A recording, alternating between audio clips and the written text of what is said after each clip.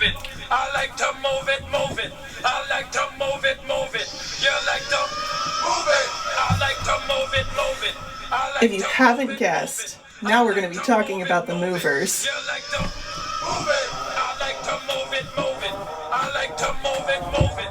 I like to move it, move it. You like to.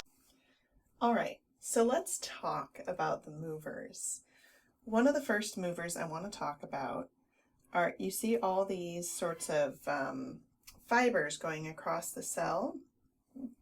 These fibers here, you've got microtubules and microfilaments.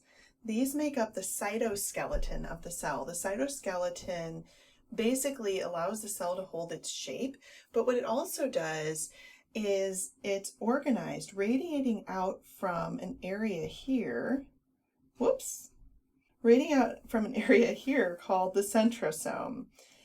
The centrosome is sometimes also known as the microtubule organizing center, MTOC.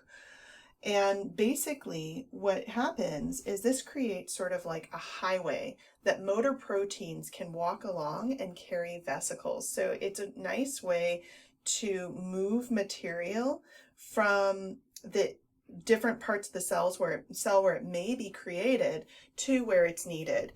A lot of these, it wouldn't surprise you, go to the nucleus and they can pick up proteins and take those proteins out to the cell membrane. Some cells use a rearrangement of their cytoskeleton to move.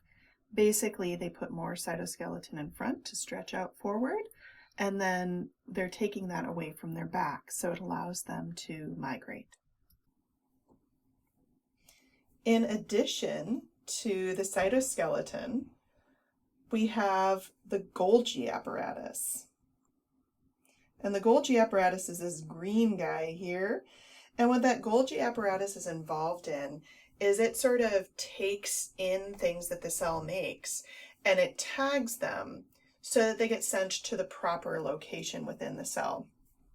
So you can think of it almost like cellular UPS.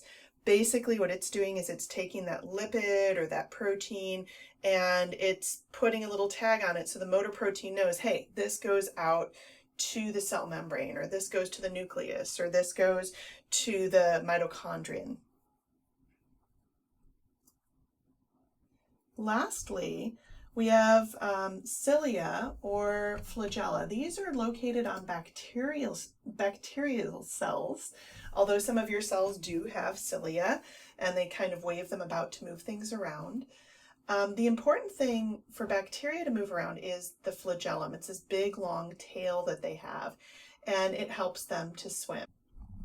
You use your cilia to do things like in your lungs you have mucus, and that mucus catches microbes, and you use your cilia to kind of move that mucus around, and if something bad gets into your lungs, to move it so that you can cough it out.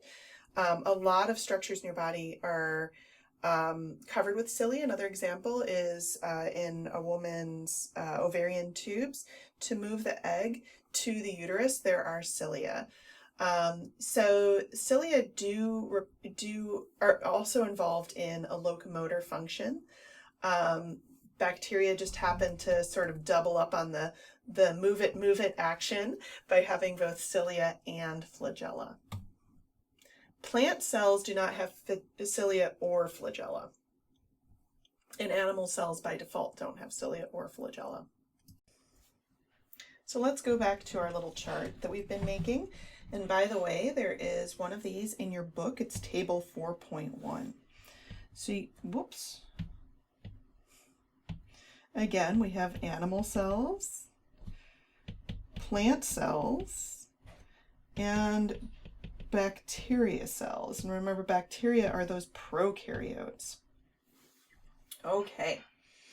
When we look at these, all of them are going to have a cytoskeleton.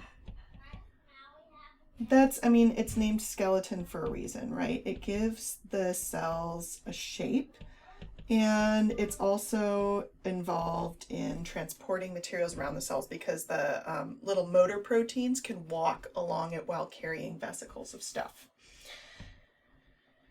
All right, next we look at we